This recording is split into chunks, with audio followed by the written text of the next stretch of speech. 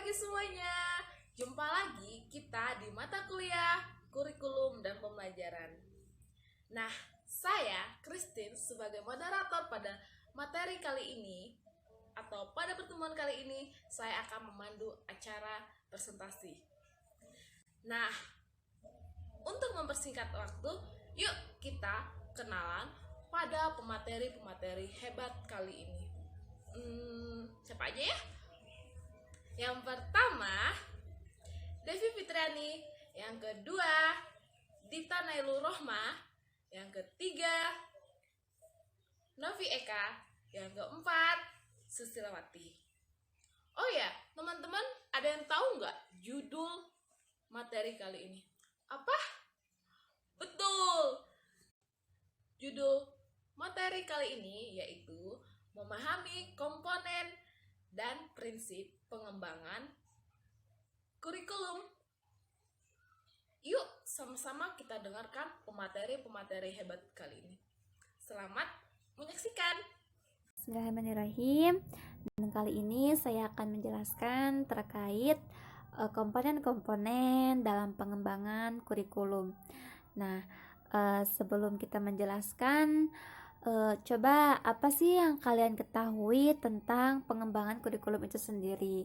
Nah, kita sebelumnya mungkin sudah pernah membahas gitu ya terkait konsep dasar kurikulum seperti pengertian, dimensi-dimensi, fungsi-fungsi, hingga kepada landasan pengembangan kurikulum itu sendiri. Sebenarnya apa sih pengembangan kurikulum? Nah, kita akan jelaskan singkat kembali bahwa kurikulum itu sendiri merupakan suatu pedoman yang berfungsi untuk mencapai tujuan pendidikan sehingga pendidikan sudah terencana dan terarah gitu ya. Jadi kalau misalnya kita ibaratkan kurikulum itu bagaikan seperti way of life gitu ya, petunjuk hidup yang yakni ya petunjuk hidupnya dalam pendidikan gitu ya, jantungnya pendidikan kurikulum itu sendiri. Karena jika kita ingin melahirkan pendidikan yang berkualitas, maka tentu hal itu akan didasari dengan kurikulum juga yang baik gitu. Makanya ketika kurikulum sudah terencana dengan baik dan terarah, terorganisir, maka insya Allah gitu ya, hasil yang akan didapatnya pun memuaskan seperti itu. Nah, kemudian pengembangan kurikulum itu apa? Pengembangan kurikulum kan terdapat dalam dua kata, pengembangan dan kurikulum. Nah, apa sih pengembangan kurikulum? Pengembangan kurikulum yaitu penyusunan kurikulum yang disusun untuk penyempurnaan dari kurikulum yang sebelum-sebelumnya. Jadi perlu kita ketahui bahwa kurikulum itu sendiri pasti akan berubah seiring dengan perkembangannya zaman. Tentu tidak akan sama gitu dari waktu ke waktu, karena kita dihadapkan dengan dunia yang berubah-ubah juga ya, bermacam-macam gitu ya. Nah, sehingga ya kita gitu ya, khususnya stakeholder dari pendidikan sendiri itu dituntut untuk mengikuti ya perkembangan-perkembangan yang sedang terjadi di dunia ini gitu. Sehingga dalam kurikulum pun pasti itu perlu adanya revisi itu sendiri. Nah, itu yang dinamakan dengan pengembangan kurikulum, yang akhirnya mendapatlah kurikulum yang seperti ini, yang seperti itu.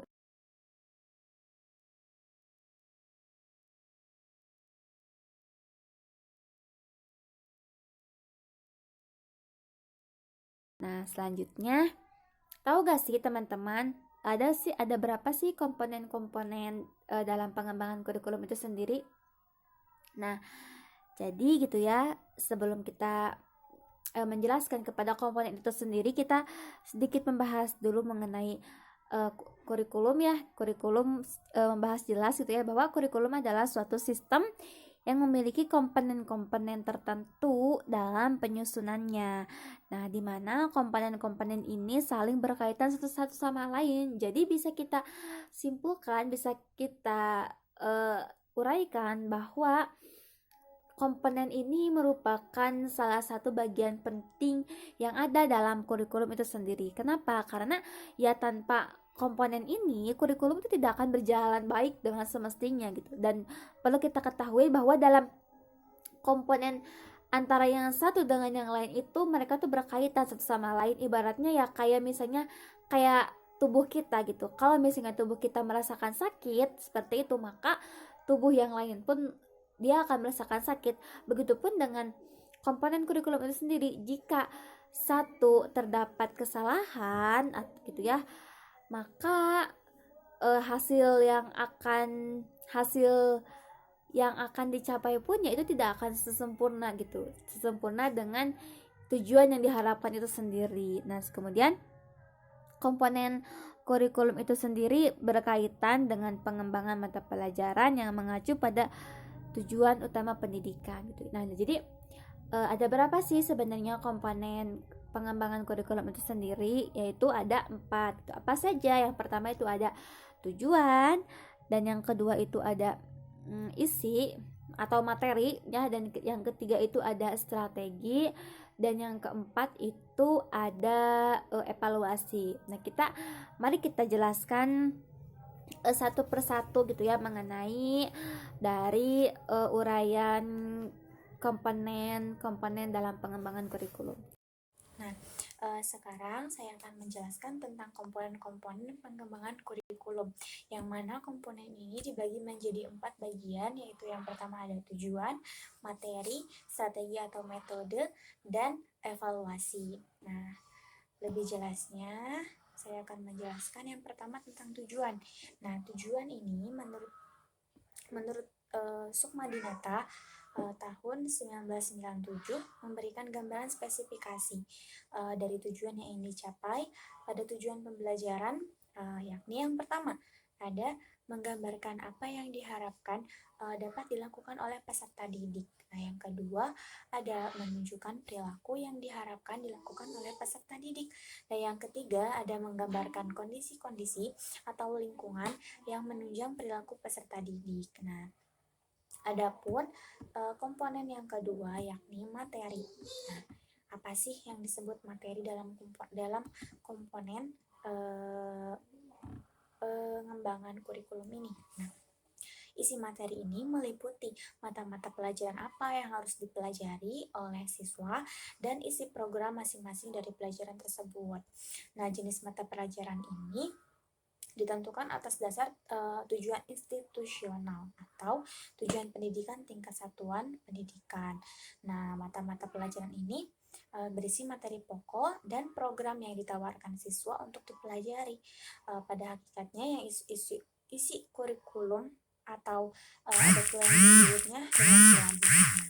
Dalam silabus ini mencakup tujuan kurikuler atau standar kompetensi, tujuan pembelajaran atau kompetensi dasar, dan indikator atau materi pokok pembelajaran beserta uraiannya. Nah, yang isi materi atau kurikulum pada hakikatnya adalah semua kegiatan dan pengalaman yang dikembangkan dan disusun dalam rangka tujuan pendidikan. Nah, secara umum isi kurikulum itu dibagi menjadi 3. Nah, apa aja dari ketiga ini tuh? Nah, yang pertama ada logika. Nah, logika ini pengetahuan tentang benar atau salah berdasarkan prosedur keilmuannya. Dan yang kedua ada etika, yaitu pengetahuan tentang baik buruk nilai sosialnya. Nah, yang ketiga ada estetika, yaitu mengetahui tentang indah atau jeleknya yang ada dalam seni.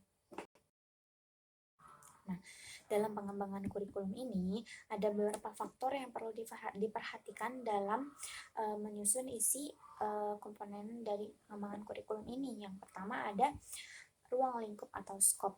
Nah, yang kedua ada urutan atau sequence, dan penempatan bahan atau grade placement dalam membentuk organisasi isi ini. Nah, selanjutnya ada strategi atau metode. Nah, strategi ini memiliki pengertian yaitu pola atau urutan umum perbuatan siswa dan guru dalam mewujudkan kegiatan belajar mengajar untuk mencapai tujuan yang telah ditentukan. Dengan kata lain, strategi ini memiliki 2 hal yang penting, yakni ada rencana yang diwujudkan dalam bentuk kegiatan dan strategi yang disusun untuk mencapai tujuan tertentu. Nah, sedangkan metode adalah upaya mengimplementasikan rencana yang sudah disusun dalam kegiatan belajar agar tujuan yang telah dicapai disusun secara optimal. Nah, jadi tadi dalam strategi itu kan menyusun pola-pola perilaku guru dan siswa untuk mencapai tujuan yang tertentu. Sedangkan dalam metode ini cara atau jalan yang harus dilaluinya untuk mencapai tujuan tertentu. Nah, metode mengajar adalah cara yang digunakan guru dalam mengadakan hubungan dengan siswa pada saat berlangsungnya pembelajaran.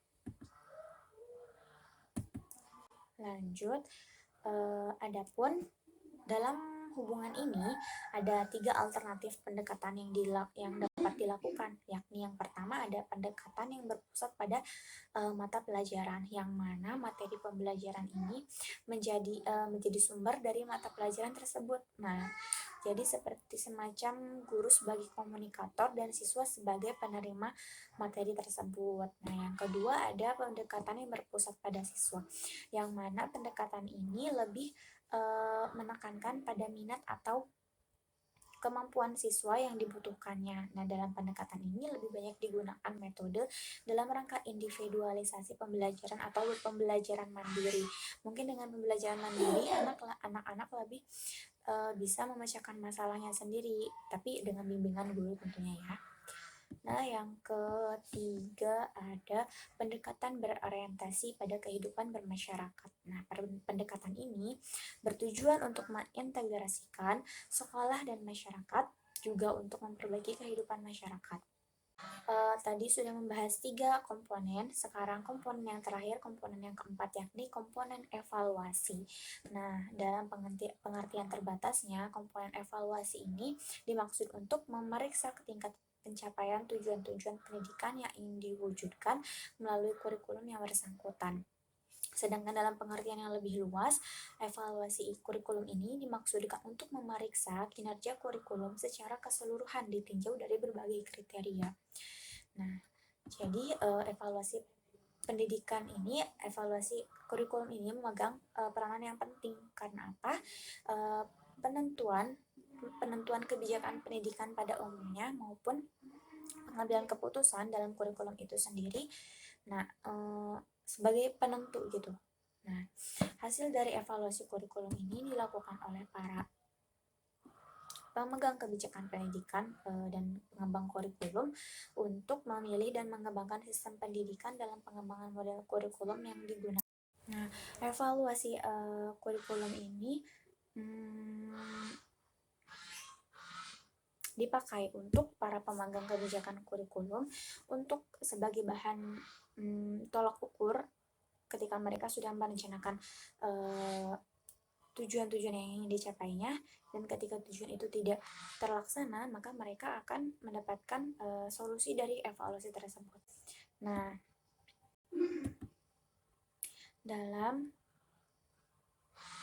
dengan beberapa tujuan dalam evaluasi kurikulum akan berfungsi sebagai umpan balik terhadap pendidikan.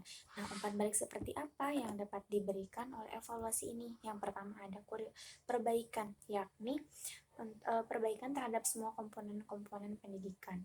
Nah, yang kedua ada penyucian. Nah, penyucian terhadap semua komponen-komponen pendidikan, yang artinya program-program pendidikan yang dilakukan telah tercapai tujuannya atau tidak. Nah, yang ketiga ada pembaruan atau memodernisasi semua kegiatan pendidikan. Yang keempat ada masukan, yaitu masukan sebagai laporan bagi orang tua peserta didik. Sekian penjelasan materi komponen kurikulum dari saya. Terima kasih. Hari ini saya akan memaparkan mengenai prinsip pengembangan kurikulum. Prinsip sendiri dalam Kamus Besar Bahasa Indonesia mempunyai arti asas, yaitu kebenaran yang menjadi pokok dasar dalam berpikir maupun bertindak. Lalu apa prinsip dalam pengembangan kurikulum? Dalam Lismina tahun 2018, prinsip ini dapat diartikan sebagai pedoman atau rambu-rambu dalam proses pengembangan kurikulum, di mana agar hasilnya dapat sesuai dengan tujuan yang telah ditentukan. Nah, lalu bagaimana sih agar kurikulum ini dapat berfungsi sebagai pedoman. Ada beberapa macam prinsip dalam pengembangan kurikulum. Yang pertama yaitu prinsip relevansi. Seperti yang kita ketahui ya teman-teman, kurikulum ini merupakan relnya pendidikan. Untuk apa? Untuk membawa siswa agar dapat hidup sesuai dengan nilai-nilai yang ada di masyarakat, serta membekali siswa dengan pengetahuan, sikap, serta keterampilan yang sesuai dengan tuntutan masyarakat. Nah, prinsip inilah yang disebut prinsip relevansi atau prinsip kesesuaian, di mana setiap program-program yang dikembangkan dalam pendidikan atau pembelajaran ini hasilnya harus sesuai dengan keadaan yang dibutuhkan oleh masyarakat. Prinsip relevansi ini dibagi menjadi dua, yaitu prinsip internal dan prinsip eksternal. Relevansi internal sendiri ini berarti adalah kesesuaian atau keserasian di antara komponen-komponen yang ada dalam kurikulum. Misalnya nih, kesesuaian antara tujuan, isi, materi, pengalaman belajar siswa, metode, strategi, dan alat penilaian. Di mana semua komponen ini merupakan suatu keutuhan dalam kurikulum. Lalu, apa relevansi eksternal? Relevansi eksternal ini yaitu adalah kesesuaian antara pengalaman belajar siswa atau yang dimiliki siswa dengan tuntutan yang ada di masyarakat. Nah, relevansi eksternal ini dibagi menjadi 3, yaitu relevan dengan lingkungan peserta didik. Relevan dengan lingkungan peserta didik artinya dalam pengembangannya, kurikulum ini harus memperhatikan keadaan di sekitar lingkungan peserta.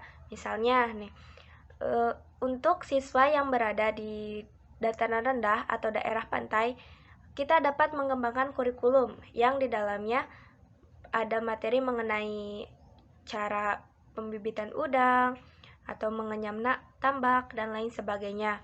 Yang kedua yaitu adalah relevan dengan perkembangan zaman. Artinya apa?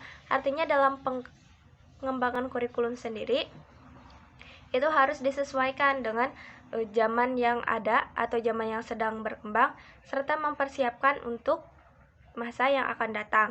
Dan yang terakhir yaitu relevan dengan tuntutan dunia kerja. Artinya, materi-materi dalam pembelajaran ini ketika siswa sudah keluar, maka ia dapat berkompetisi di dunia kerja. Artinya sesuai dengan kebutuhan dunia kerja yang ada. Yang kedua, ada prinsip fleksibilitas. Seperti yang kita ketahui ya teman-teman, kurikulum yang sudah dirancang seideal mungkin pun, kadang dalam pelaksanaannya ada saja kondisi yang tidak terprediksi, entah itu karena kemampuan guru yang kurang, kemampuan siswa yang rendah, atau bahkan karena sarana dan prasarana yang kurang memadai. Oleh karena itu, dalam pengembangannya, kurikulum sendiri haruslah bersifat fleksibel, tidak kaku atau luwes. Yang artinya apa? Artinya, kurikulum ini dapat diubah, baik itu ditambah, dikurangi, dibina, maupun dilengkapi, disesuaikan dengan lingkungan di sekitar atau keadaan daerah tersebut, serta dapat disesuaikan dengan latar belakang siswa. Lalu bagaimana sih agar kita melihat kurikulum tersebut fleksibel atau tidak? Nah, ada dua sisi nih. Kurikulum tersebut dapat dinyatakan sebagai kurikulum yang fleksibel. Yang pertama yaitu fleksibel bagi guru. Artinya apa? Artinya kurikulum ini memberikan ruang gerak bagi guru untuk menyesuaikan dengan kondisi yang ada. Yang kedua yaitu fleksibel bagi siswa. Artinya apa? Artinya kurikulum yang dikembangkan ini dapat menyiapkan berbagai pilihan bagi siswa yang sesuai dengan minat serta bakat siswa tersebut. Oke, baik, kita langsung saja ke prinsip selanjutnya, yaitu prinsip kontinuitas. Nah, prinsip kontinuitas artinya bahwa kurikulum itu harus dibuat secara berkesinambungan. Kesinambungan dalam kurikulum meliputi sinambung antar kelas maupun sinambung antar jenjang pendidikan gitu. Hal ini dimaksud agar siswa bisa maju secara berkesinambungan. Nah, jadi kelas yang lebih rendah harus menjadi dasar untuk dilanjutkan ke kelas atau ke jenjang selanjutnya. Nah, prinsip ini sangat penting. Mengapa? Karena agar tidak terjadi pengulangan materi pelajaran gitu. Karena jika suatu kurikulum tidak melihat prinsip ini, maka besar kemungkinan akan terjadi pengulangan materi pelajaran di jenjang selanjutnya. Nah, dan untuk menjaga agar prinsip kontinuitas itu tetap berjalan, maka perlu ada kerjasama antara pengembang kurikulum pada setiap jenjang pendidikan, baik itu jenjang sekolah dasar, jenjang SMP, jenjang SMA, dan bahkan dengan para pengembang kurikulum di perguruan tinggi. Kemudian selanjutnya ada prinsip efektivitas. Nah, prinsip ini adalah sejauh mana perencanaan kurikulum dapat sesuai dengan keinginan yang akan dicapai. Nah, menurut Sanjaya tahun 2008 mengatakan bahwa prinsip efektivitas berkenaan dengan rencana dalam suatu kurikulum dapat dilaksanakan dan dapat dicapai melalui kegiatan belajar mengajar. Nah, dapat dikatakan bahwa kurikulum selalu berorientasi pada tujuan tertentu yang ingin dicapai. Nah, terdapat dua sisi efektivitas dalam suatu pengembangan kurikulum. Yang pertama, efektivitas berhubungan dengan guru dalam melaksanakan tugas mengimplementasikan kurikulum di dalam kelas. Jadi efektivitas kegiatan guru berhubungan dengan keberhasilan mengimplementasikan kurikulum sesuai dengan perencanaan yang telah disusun. Sebagai contoh misalkan, apabila satu semester dalam kurikulum harus menyampaikan 12 program pembelajaran misalnya. Tetapi selama satu semester tersebut, guru hanya mampu menyampaikan 6 program pembelajaran saja.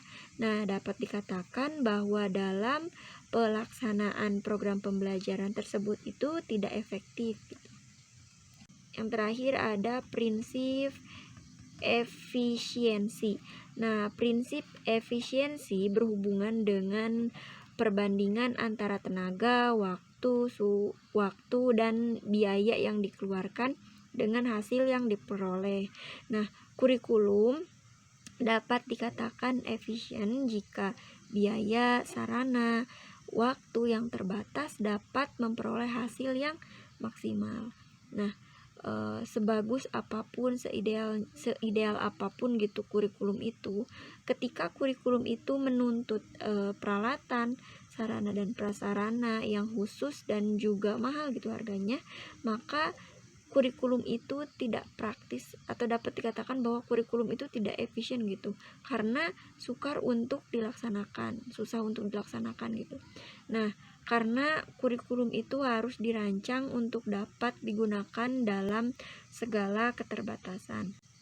Nah, mungkin setelah dijelaskan dari awal sampai ke prinsip tadi yang telah dijelaskan, kita bahas kembali, kita ulang kembali bahwa komponen merupakan bagian yang terpenting dan fungsional yang tidak terpisahkan dari suatu sistem kurikulum, karena komponen itu sendiri mempunyai peran dalam pembentukan sistem kurikulum.